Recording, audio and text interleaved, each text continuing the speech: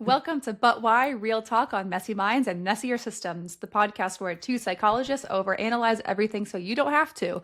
We're here to unpack the weird, the worrying, and the wildly unjust with just enough existential dread to keep it interesting. I'm Dr. Kristin. And I'm Dr. Laura, and let's dive into the mess. Let's do it. So, today, we're talking about a topic I wanted to talk about for a while. So this is over-optimization, and really like why we treat ourselves like machines. So we're going to explore the drive that we have to optimize every part of our lives, from our productivity to our sleep cycles to our routines, even our time for rest and our hobbies. So we're going to unpack kind of where these impulses come from, who it serves, what it takes from us, and also explore how we reclaim our humanity within all of this in a world that is trying to turn us into efficient systems. But before we do this, I wanted to, so kind of small talk, but I think this is actually big talk, actually. So I was on like a CPD yesterday, so a philosophy kind of CPD with Aura Goldman, who is amazing. In this workshop, she presented to us a lot of like, what do you call them? I suppose scenarios, in a way, like philosophical scenarios. And I wanted to ask you one of them. So one of them was, right? So if your brain is replaced, right? So your brain's taken out, but it's replaced with an identical brain, right? Are you still the same person? How would it be identical if it's not the same brain?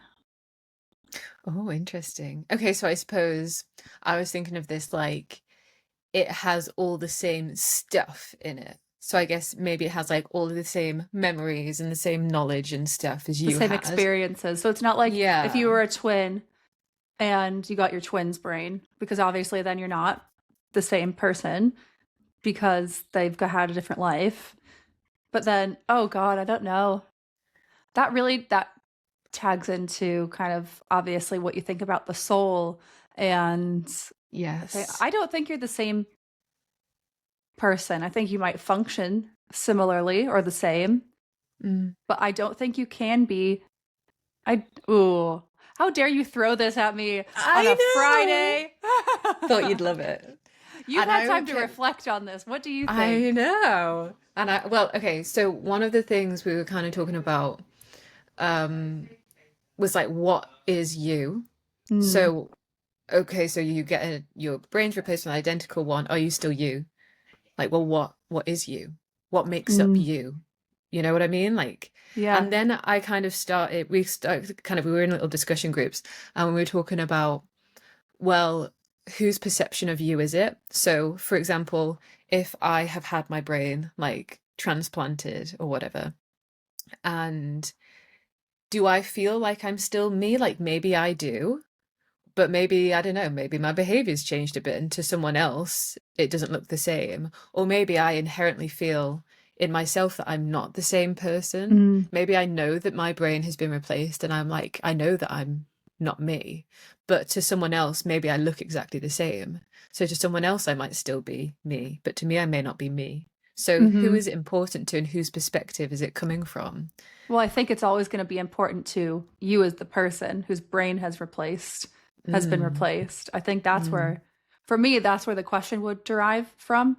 And who you are as a person is your brain and your experiences and, you know, the positives and negatives that have developed your behavior patterns, unconscious and conscious.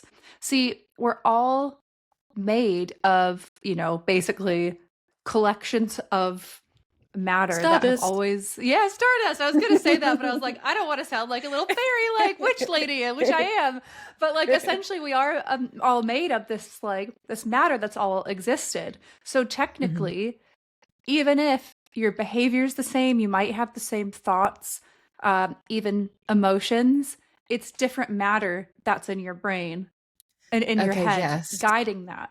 So that's what kind of makes me think like maybe like even though you might be the same, you're not the same. Do you know what I mean? Yes, that makes sense to me. And I like to think about it as it made me think about, have you seen the film Swan Song?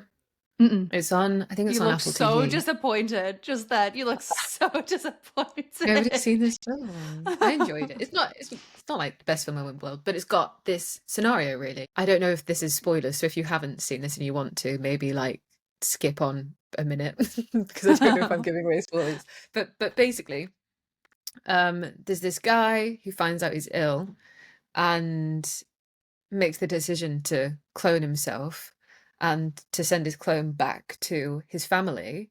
His family don't know that he's been cloned, but of course he knows that he has. So there's this period of like transition where the clone goes to be with his family whilst he's basically at this facility and he's really ill and like kind of waiting to die. Um, and it's like to his family, that clone is him. He's Mm, exactly the same, all the same experiences and everything. But of course, to the original guy, he knows that that's not him, and so to him, that's threatening. That's weird. It's obviously hmm not him. So again, it's like the perspective, I think, piece is interesting there. And then, like you say, even though he's been cloned and technically exactly the same, he's made up of different matter. He's made up of different stuff. So Oh, yeah. that makes. Have you seen The Prestige? Yes, a long time ago. It's like Yeah. that. So like obviously to do his magic trick, he's just cloning himself over and over and over. And then he knows that he's going to be the one who has to die in the next one and then he's going to be Mm, cloned. And that like that just makes me that this could open up a whole can of worms like how many times he mhm. cloned himself and how many time I think I'm getting it right that he like had to die and then reclone himself each time. Like how far away removed are you from that original person Mm. or are you the Yes. same?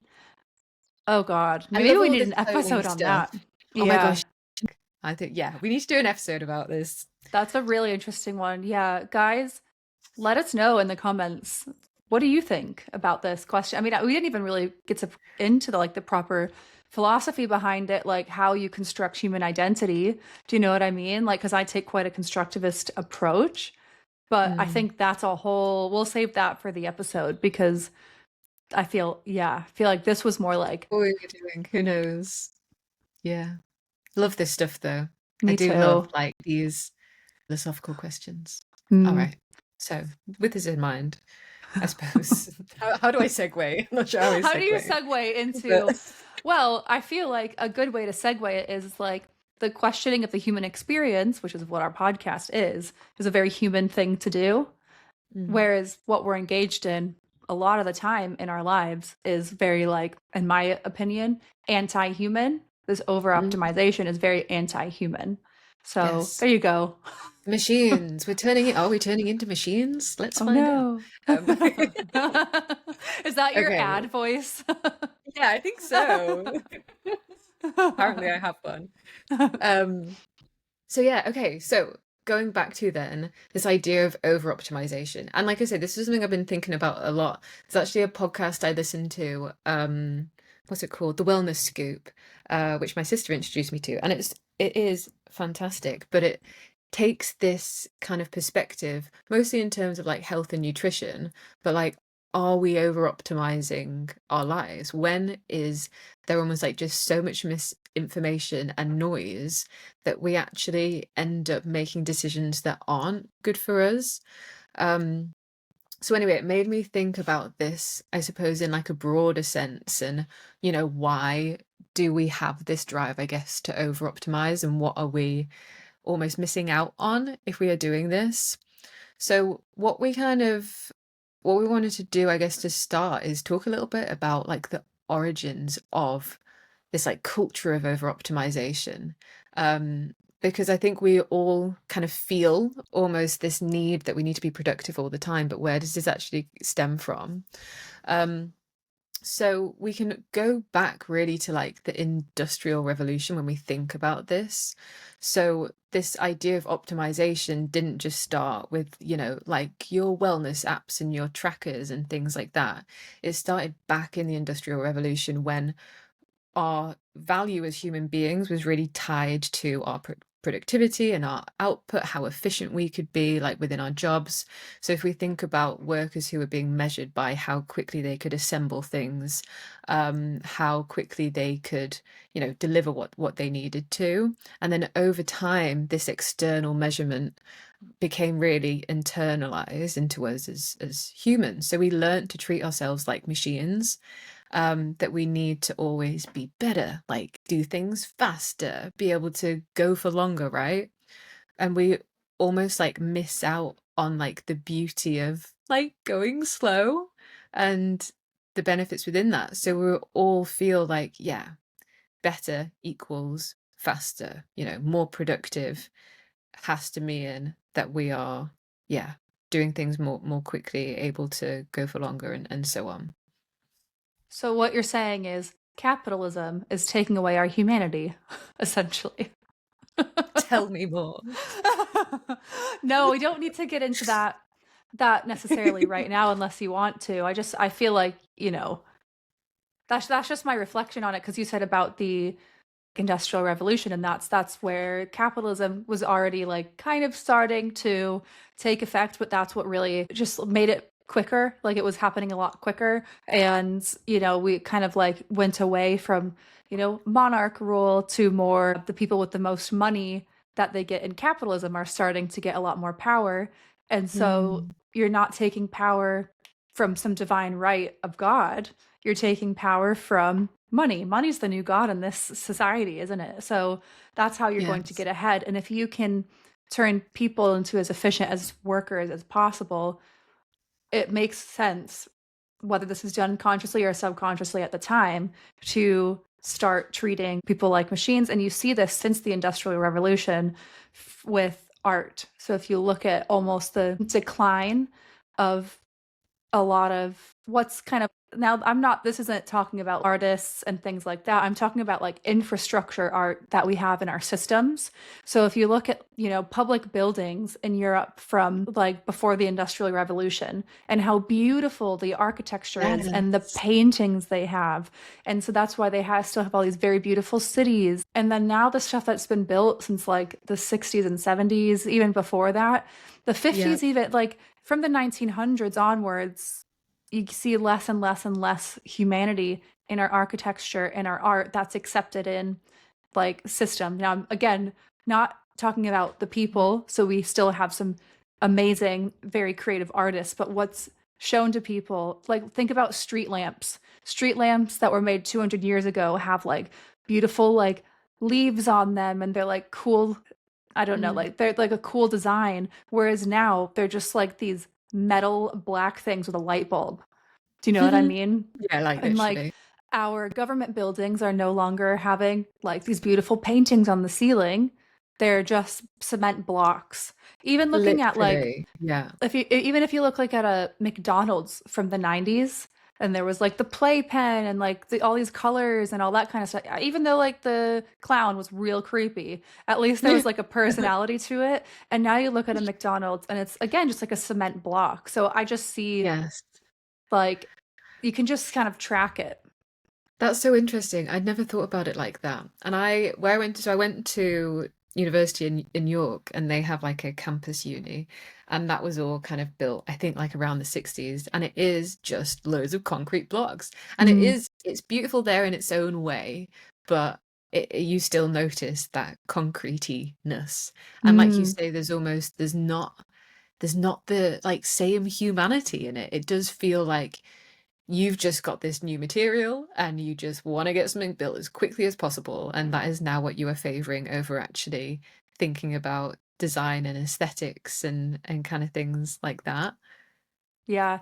And like this, when you were talking about like self-improvement, is now it used to be the self-improvement was philosophy and art and all those kinds of things, Yeah. and now it's more into like individual optimization. And if we're going to Mm. encourage these individuals to self-optimize, then we need to not take any distraction. We need to not distract them with their environment.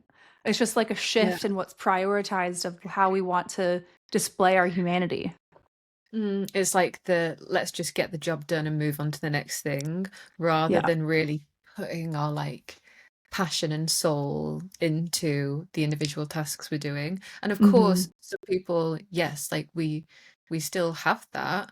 Um, I think it seems to be more and more though that that isn't our job. Like our jobs tend to be we're on that conveyor belt, we're quickly trying to tick things off, get things done, and then the passion is almost on the side. We're putting that creativity more into it. Um, yeah, I guess you hear a lot of people talking about trying to, yeah, turn their passions into their jobs. And I think it kind of comes down to this sort of thing, right? It's like, I just kind of want to be free and do something that I'm enjoying rather than being forced to just be productive like all the time. Which is so anti-human. Like if you look back at Mm. before we started, but basically when we were in our initial kind of groups as human beings, hunter-gatherers, before we started farming and property became a thing, which kind of kicked off, the patriarchy and all these other kind of like issues in society. Um, we worked very little hours out of the day and spent the rest of the time doing very human things like telling stories, doing art, talking, gossiping is how we might term it because we like to problematize human beings talking a lot of the time. Just in napping, enjoying nature, and there was very little time spent working because working was like making sure your food, shelter, water, all that was secure. But in a group community of about probably 50 to 150, that didn't take that much time for so little needs for like that amount of people. Mm. Hmm. So it's I guess, working culture in a sense has just completely shifted. Yeah. And you can see it in like the very little funding the arts and humanities have.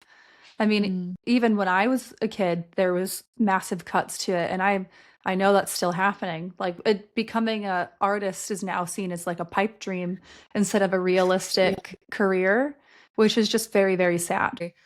It's almost like kind of as well, I can see that there might be pushback in terms of art and the self-expression, thinking Mm, about kind of the political space we're moving into nowadays, that actually art ends up being used as this, yeah, expression of free speech in a way. And I feel mm-hmm. like maybe people are not afraid, but perhaps there are almost negative connotations that might go along with it in terms of that. But actually there's Absolutely, the yeah. power, like the power that is in like art and creativity, but it seems to be squashed somewhat. But that's exactly the point is these kind of fascist, very conservative kind of ideologies and regimes are very threatened by our humanity. That means that they're also very threatened by art and kind of almost like natural scientific process, philosophy, Mm. things like that. And so they always try to quash it because the second you start engaging in your humanity more, you realize how much it's been taken away from you. And that leads to some people call it radicalization, but really it's just kind of being able to stick your head outside of the bubble of the system a little bit and look at what's almost been done.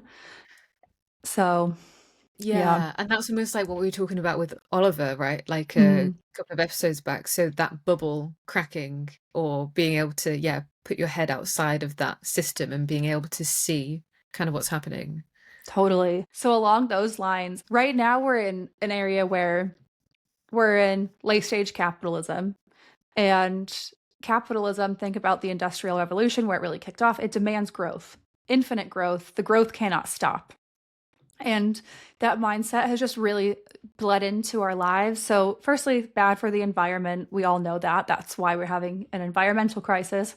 But it's also our personal experiences. Like, we all have some internalized beliefs that if we're not improving, we're failing. And this has kind of even gotten down to like the very like the smallest aspects of our lives. So even like on our aura rings that we have, if our sleep score isn't improving, then we're bad at sleeping. So even rest is Yeah. becoming like something to measure. And like for it's useful to a certain extent, right? If you don't have these internalized beliefs like, oh shoot, I only got 6 hours of sleep last night. That's not good. I need to keep track of that. Or I wasn't sleeping well. Why? But when it becomes like a measuring stick, that's the issue. So I think we're now in this kind of stage where we're trying to like optimize our hobbies and our habits and the things we like to do for fun, which art, which used to be a full-on career, is now a hobby. You know what I mean? Mm. And I think it would be useful to briefly talk about where this came from. Have you ever heard of neoliberalism? Like I've heard of it, but I don't really know what it means. So people hear the word neoliberalism and tend to think it means something to do with like liberal, like as in leftist Democrat. That's not, it's completely separate. So it's like not democratic, it's not democracy. It's just a term for where we are right now. That's separate from like that kind of political ideology. We are currently in what I like to call a neoliberalist hellhole.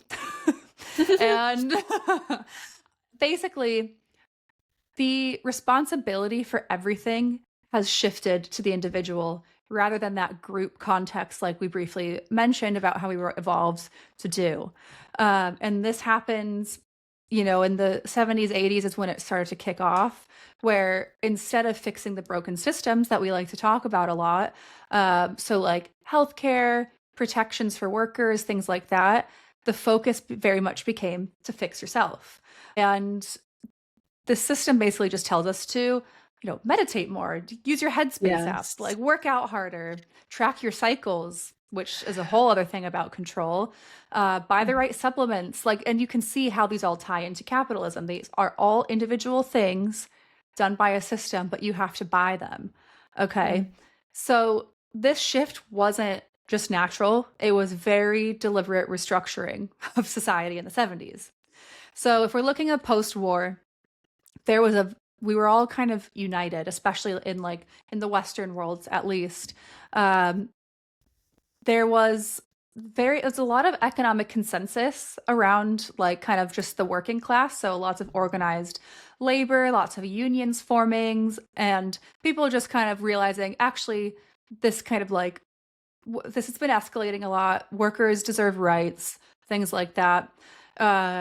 But this became a massive threat to elite power. So remember how I said like money is king now. We don't have any more monarchs, but we're starting to get millionaires and billionaires that are starting to rule the show. At this point, big power players like Margaret Thatcher and Ronald Reagan recognized that dividing people in the working class on the basis of other things like class, race, citizenship, morality, etc., would minimize working class resistance. And that's kind of where you get these culture wars from.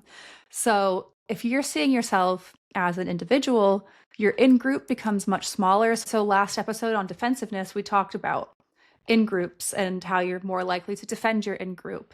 But if you have a collectivist approach, you've got a much bigger in group. You've got your whole community. If you think of yourself as an individual, your in group becomes your family, your close friends, that kind of stuff. And so removing these basic protections manufactured a culture war that increased the threat response that we talked about last episode and increased the need for you to perform to survive.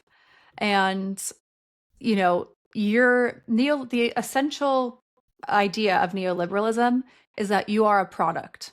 You are your own, like it started out as like this cool like marketing thing, like you are your own product that you can sell. But if we break it down, if you're a product, you're not a person. You're not a human being. Mm. So, yeah, what are your thoughts on You know that? what? You know what this makes me think about?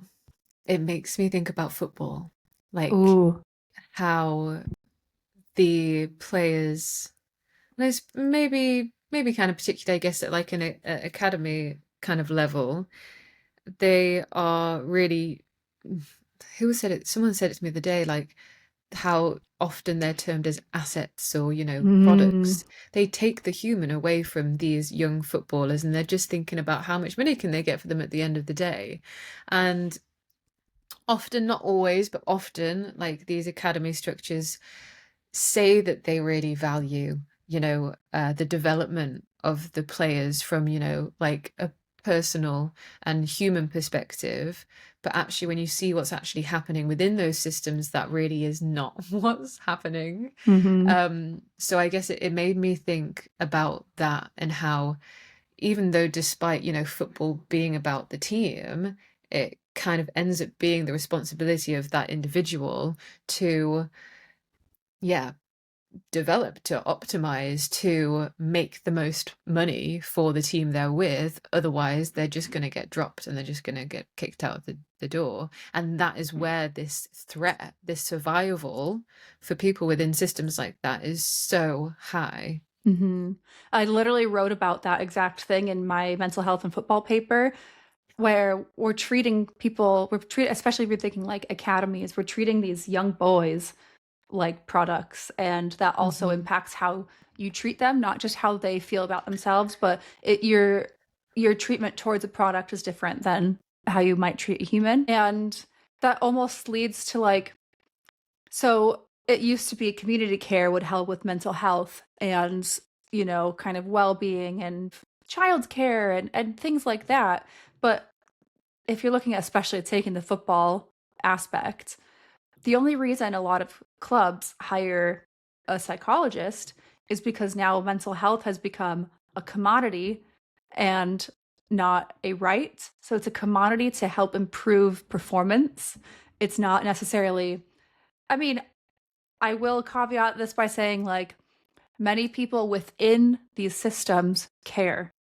Right now, what we're talking Yes. about is the system itself, because we're in these systems and they are all fueled by capitalism, neoliberalism, and things like that. So there are many people working in these systems that do genuinely care, but the system doesn't. If you're not performing, you're out. And the reason the organization has decided to bring in these people is not to improve their nutrition just for fun.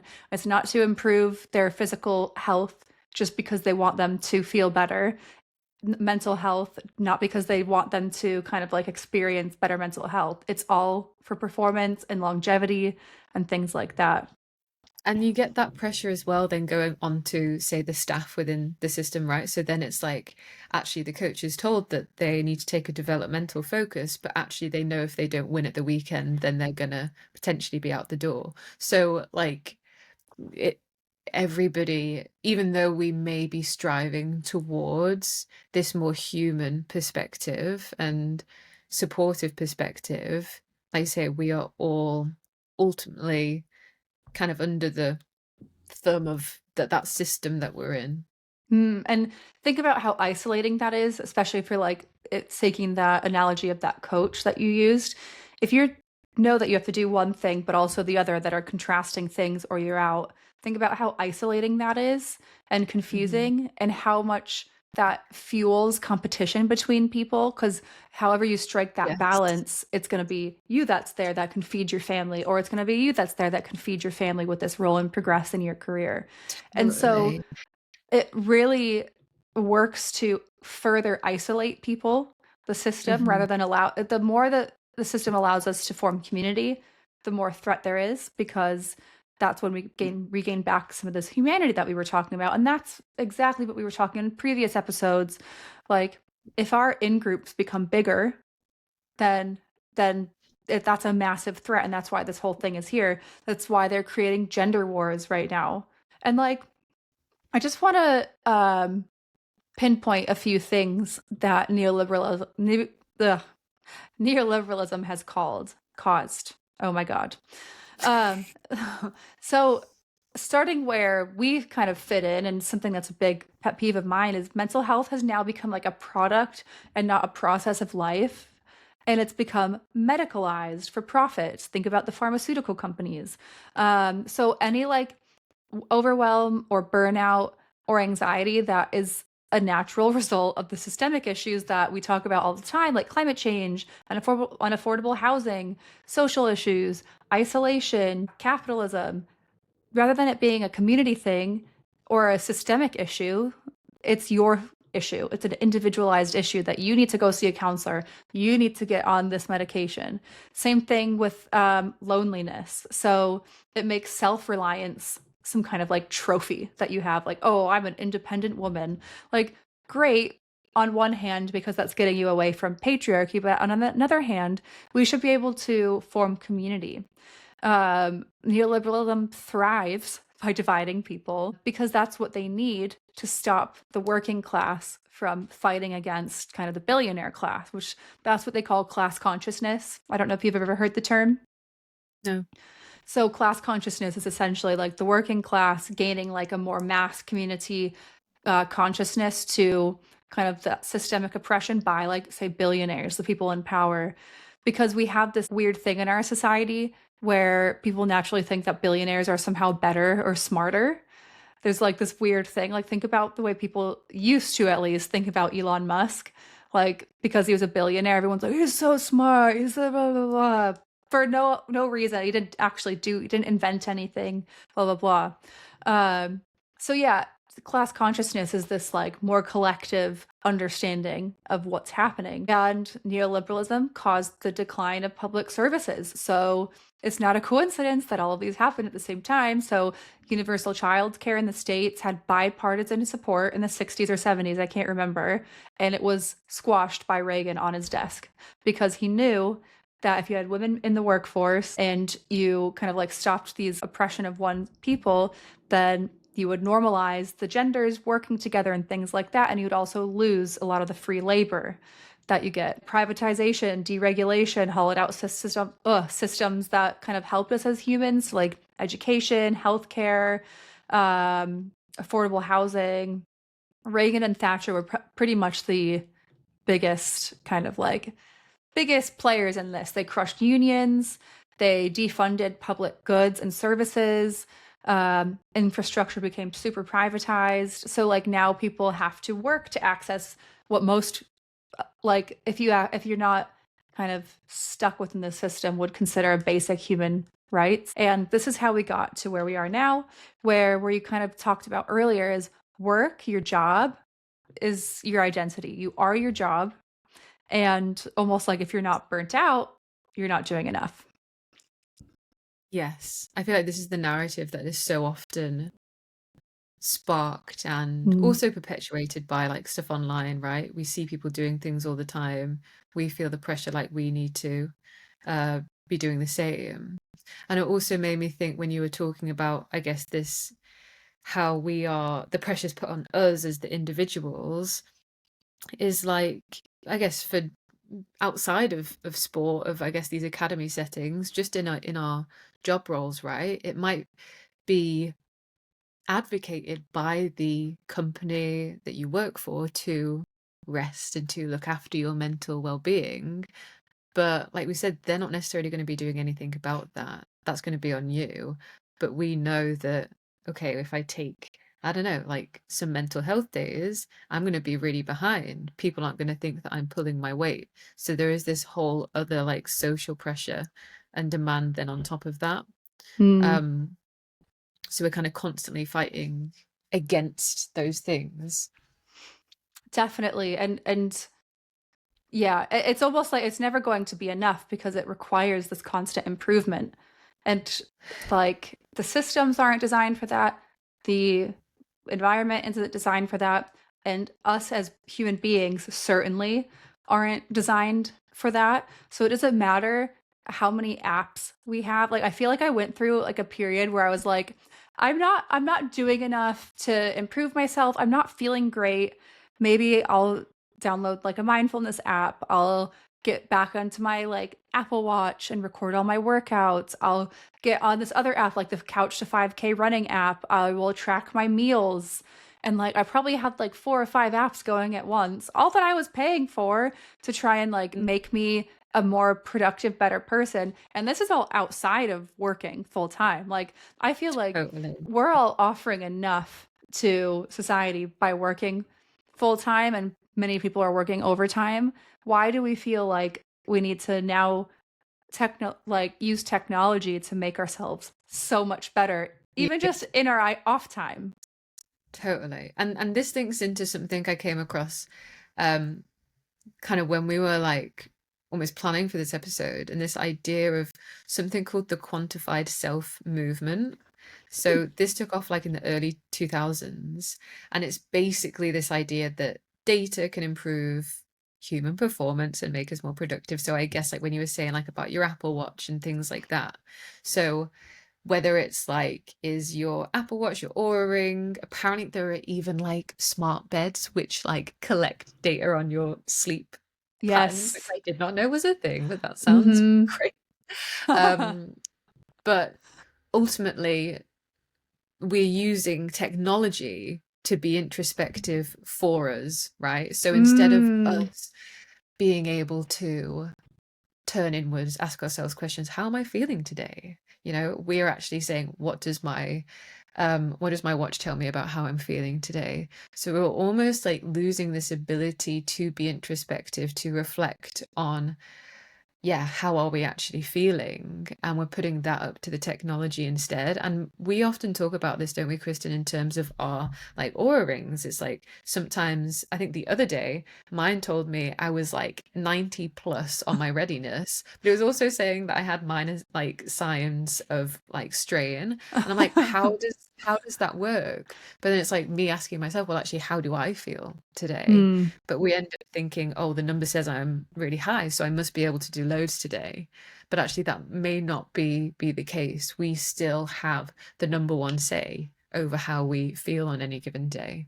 But this, I suppose, quantified self like movement ends up, it kind of creates this illusion that we have control over these metrics, but it's also adding to this dehumanization. And yeah, stopping this kind of embodied experience that we might get and just turning it into graphs and readiness scores instead. So I guess instead, well, I guess we kind of start asking like, what can I measure and optimize instead of what do I need to feel whole? Mm. And I think this is actually a conversation I've been having online with a few people because with the control that's now being enacted over women using, say, like tracking fertility rates and things like that. And some like older women online are like, you idiots, like, why would you put any of that in like on the internet and blah, blah, blah. And I'm like, okay, lady, we are not here to blame the women who were sold this package. We are here to blame the systems and the people trying to control them. And I think a lot of these apps are actually sold to us, like you said, as a means of control. Like we all have an innate fear of dying, don't we? So like we're going to do everything we can to optimize our Yes. health. And also like in a world where we just don't understand or have control over a lot, I feel like these apps can offer like, okay, well, you do have maybe some control over your sleep or what workouts you're doing or whatever.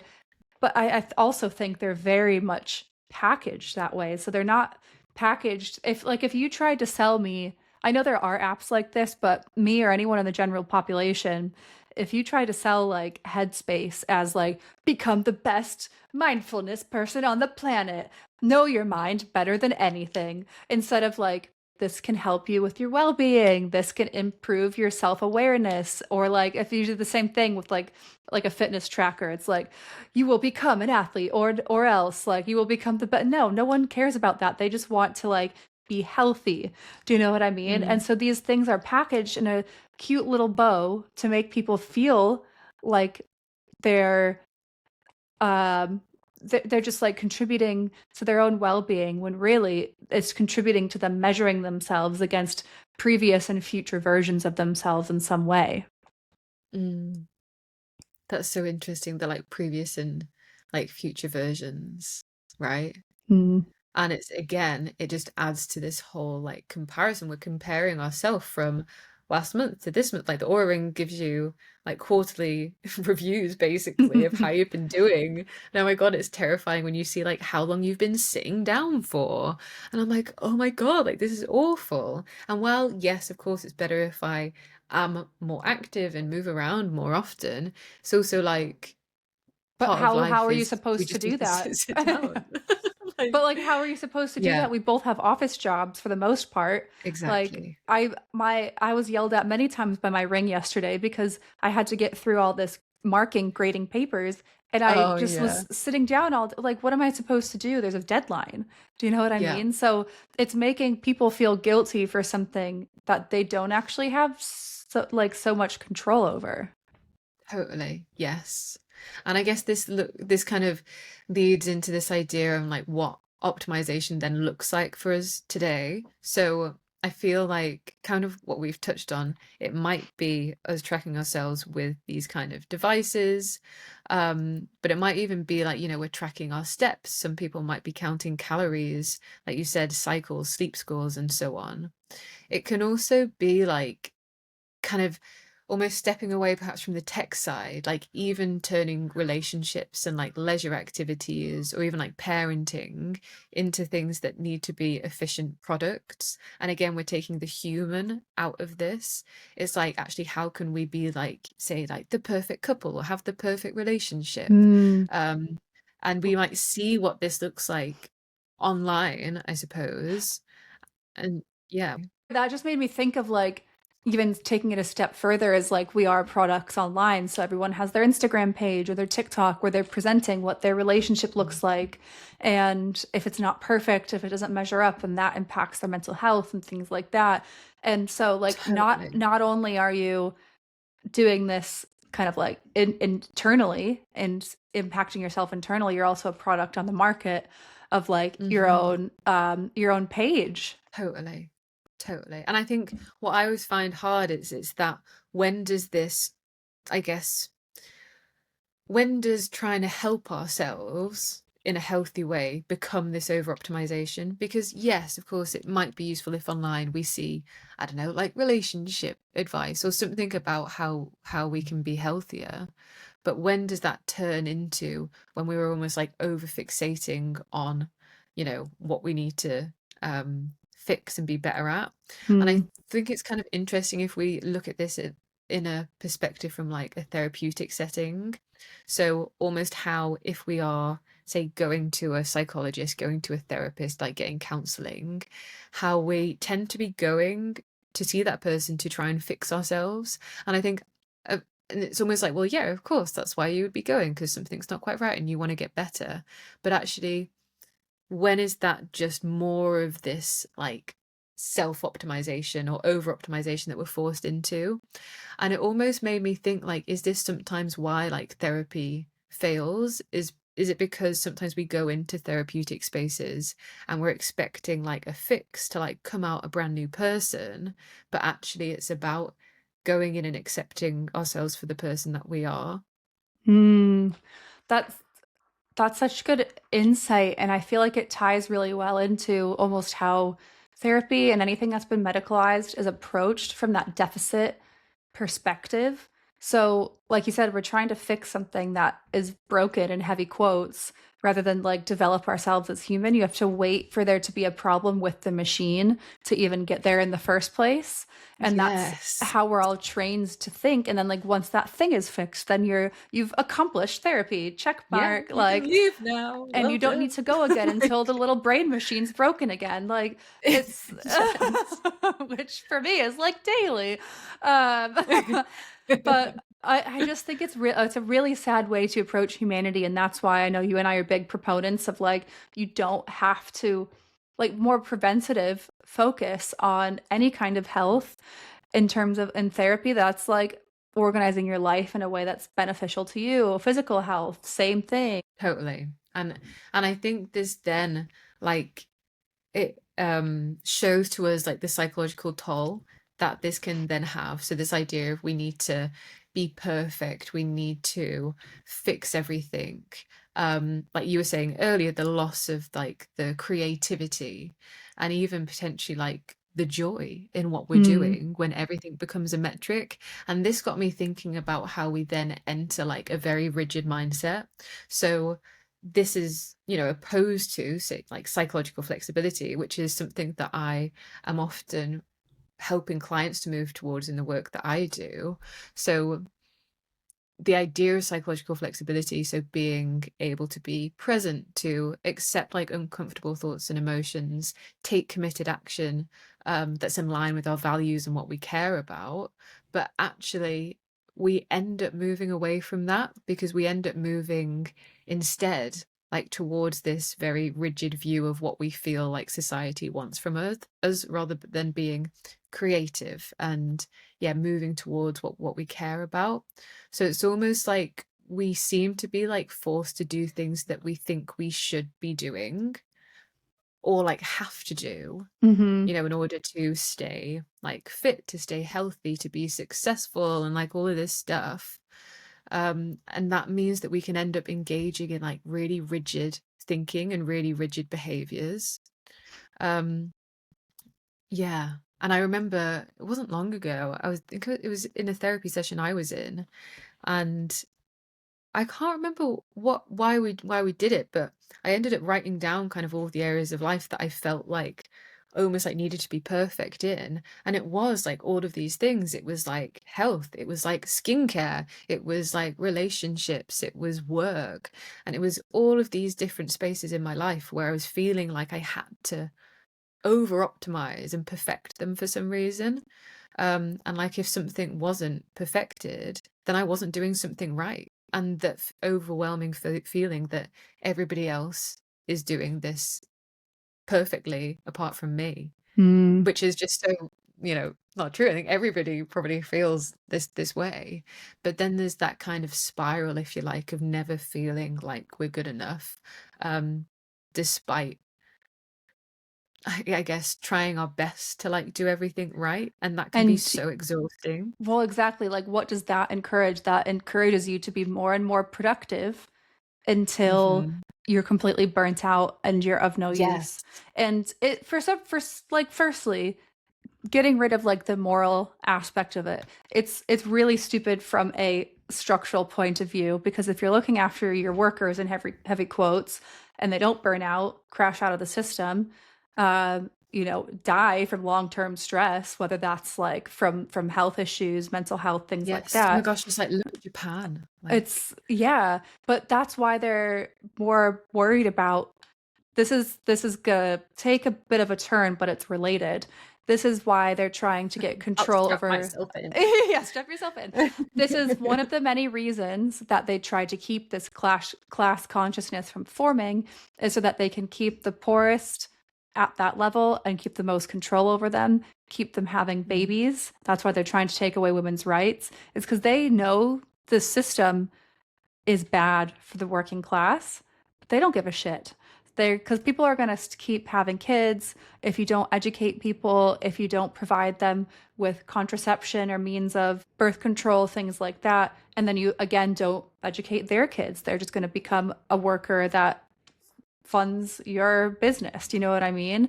Because they don't Mm. actually care. That's why there's like the saying, there are no ethical billionaires, because what you have to do to get to that stage is really inhibit the lives of so many people.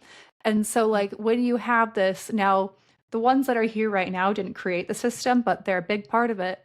You know what I mean? And so, when you're constantly having feeling like, well, I'm not fulfilling, like, I'm not perfect like everyone else. I'm not doing this in my relationship, in my business, and this, and this, and this, and this. And my Instagram page, it looks, I've not been on holiday for a while to show this. And you burn out and the amount of people that die from chronic stress in one way or another is huge. They don't care. Yes. So yeah, that was a bit of a tangent. No, not at all, because I think it comes back to this idea of who is all of this serving. Mm, It's surely, like you say, at the end of the day, we're burnt out, we're stressed. We are perhaps feel like hopeless, like what are we meant to do next? How do we meet this unrealistic standard? And so who is it serving? It doesn't seem to be serving ourselves a lot of the time. no. It's not. No. N-O. N-O. So I suppose the question is then, like, how do we reclaim this human part of ourselves? How do we, kind of like you were saying before, how do we like poke our head outside of this bubble and recognize that some of, probably not all of the behaviors, but some of the things that we're engaging in actually aren't going to be serving us and helping us? So how do we figure out, like, I suppose the purpose behind what we're doing? And I think in terms of like reclaiming this humanity, and I am talking to myself as I, say this, because this is like what I need to do. This is also our But therapy session, guys. yeah, that's exactly what this is. So I think it comes down to somewhat, and this is so difficult, um, and I don't even know if this is possible, but letting go of perfectionism And I think perfectionism, I don't know, I have a whole thing with perfectionism, but I think it's What? more, let's let go of it and Mm, reclaim the messiness, right? Like we talk hmm about here, like we're all messy, we're within messy systems. Let's hmm allow ourselves to be messy. Let's allow ourselves to tap back into what we find pleasurable. Let's tap back into stillness. Let's tap back into like just being. And I always come back to this idea kind of from like mindfulness around getting out of this doing mode and stepping into being. And that can be very uncomfortable. Like we hmm always want to do something, at least I do. Yeah. Um, but how can we kind of step out of that and just be and like not stressing because, say, a workout wasn't as good or our metrics weren't as good as like we wanted them to be that day, but actually just doing the thing for it being the thing, you know? hmm Embracing like choice as well. So actually if I go, let's take the gym again, I go to the gym and like, I'm just gonna have a lighter session today. Embracing that. Like embracing I'm gonna eat this chocolate. I'm not gonna have that banana. Like trying Always the right to choice, to be fair. always the right choice. Exactly. But for some reason society tells us actually no, you should probably not eat that. So What do you I mean for think it some reason? We know the reason. We know we the know the reason. reason. We just We spoke know about the. it for like 45 minutes. So I think for me it's again it's a awareness piece. It's like the choice piece. It's like can we be conscious, I suppose, in what we're choosing to do and like step away from that automatic machine thinking that we Mm, get stuck in. Um, and I think this can look like if we engage with like practices that are centering, like I said, being overdoing. So, what this might look like is things like being bored. How much fun! Let's all try and be bored. I was thinking, I can't remember who I was talking to the other day, but talking about how when I was a kid, I was bored all the time. mhm. Like, I needed constant entertainment.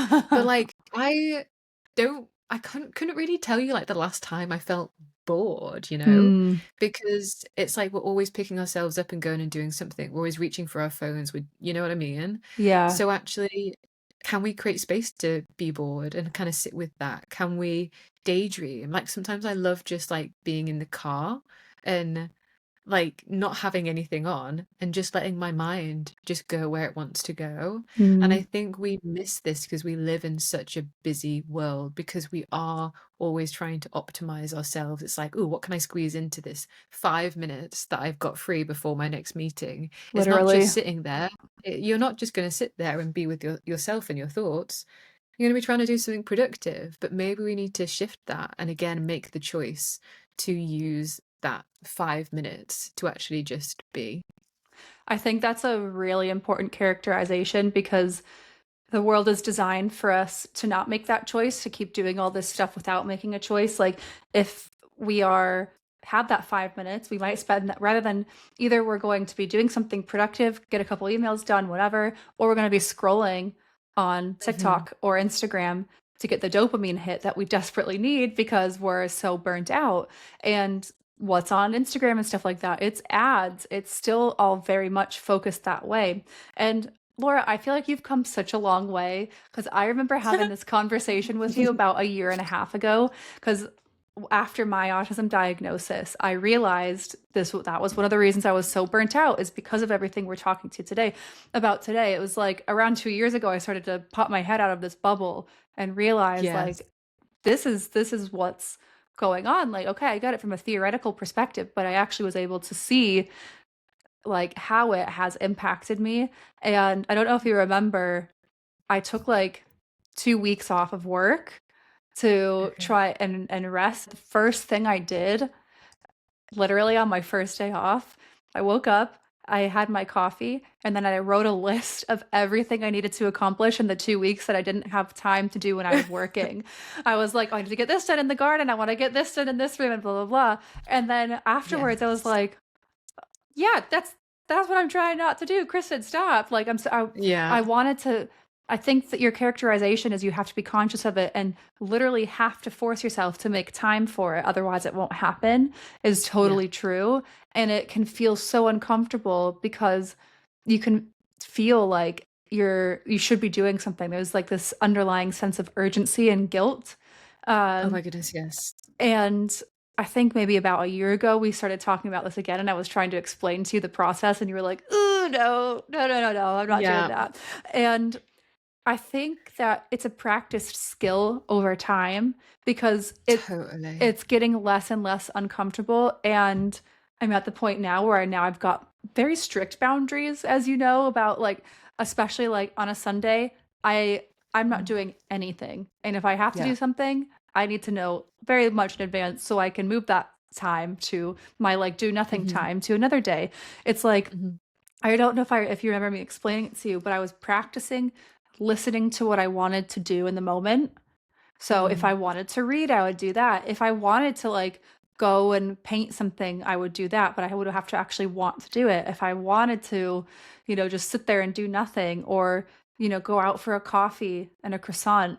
And I think it was a very Totally. intentful, and I don't know why I suddenly clicked that this has to have a lot of intent behind it, but that's what it was because I had to like retrain my brain. And now I feel much more reflective about why am I doing this? Mm. Yeah. No, that's interesting. And I think you're right. I was almost like, how do you do that? I don't get it. Like, I Yeah. don't get how you do it. I'm like, I And don't I know. think I'm there's forcing myself. and I think there's still part of me which is like that. But I think Hmm. there's also part of me which is slowly becoming better at listening to myself and allowing that rather Hmm. than pushing back against it. Um, so even just like taking space to be on my own, if I feel like that's kind of what I need, rather than like going and like sitting with Matt and watching TV, for example, I might be like, actually, I'm gonna go sit in my own space for a bit. Hmm. So I think even making those decisions rather than just going along that normal path like all the Hmm. time.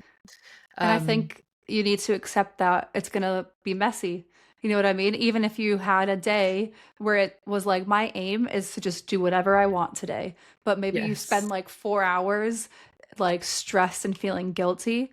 That's just part of the process. It's not good because otherwise you're just trying to perfect something else. Do you know Yes, what I mean? So it's just totally. getting, like we always say, getting used to uncomfortability and putting yourself in those situations. And that's the only way that we grow and just become more human.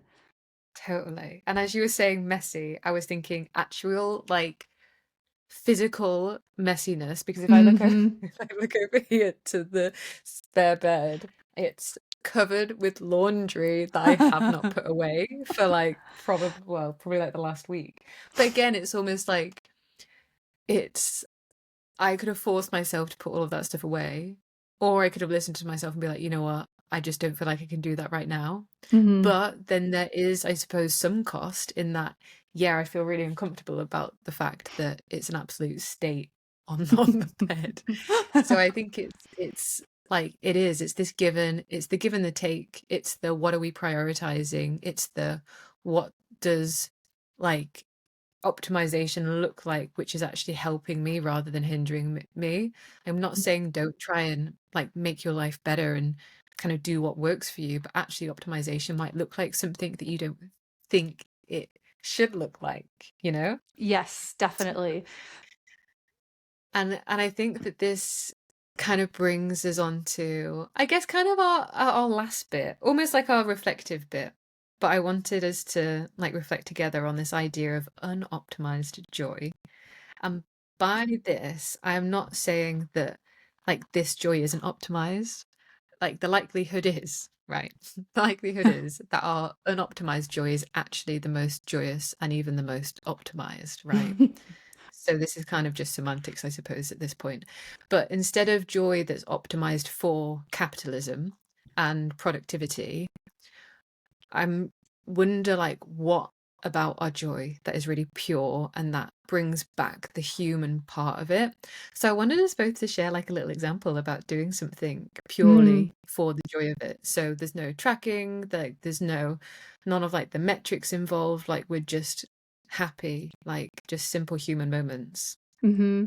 I think like initially the first thing I say is reading, but I think that's boring at this point. Everyone knows that like that's all I No. do. Like I just like get stuck in a book. I love it. all of the human emotions happen. Like, I feel like I probably feel a lot more emotions when I'm reading than throughout the day. So it's like really nice.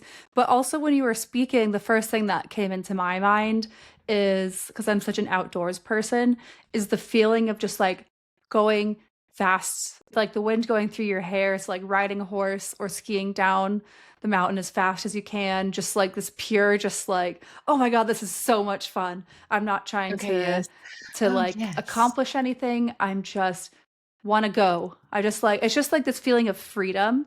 I'm not trying Yeah. to burn calories. I'm not trying to beat a certain time. I'm not trying to do anything other than just like enjoy.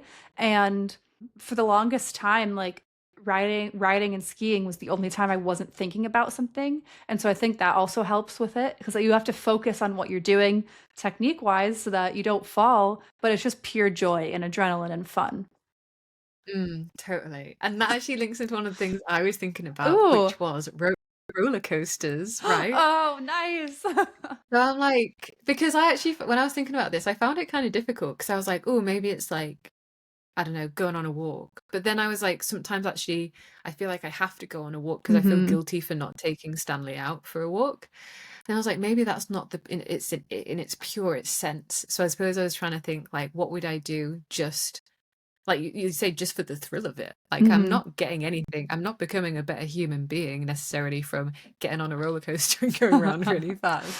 But actually that feels like it is like just for the joy of it. I'm not doing it because I want to look cool or because I don't know. Do you know what I mean? Like, it's not because Yeah. I just want to post it or I feel like Hmm. it's something that I should be doing. I'm just doing it for myself and for the fun of it.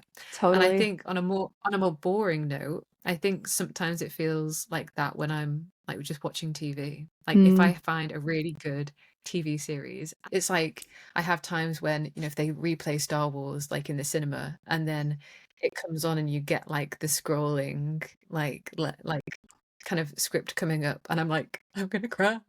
It's like moments like that when it's almost, I don't know, it like just sparks a little like nostalgic sort of reminder or a past like experience in you and it just feels like almost like an overwhelming sense of like joy. And perhaps I suppose, I guess for everyone, like what would your, I suppose, unoptimized joy be? What can you kind of create that, even if it's like 5 minutes? Like, what would it look like to maybe try and not to optimize for once and just be your human self? Yes. Awesome. I guess on that, we should close. Thank you guys so much for listening. As always, we probably left you with more questions than answers, maybe even some more stress.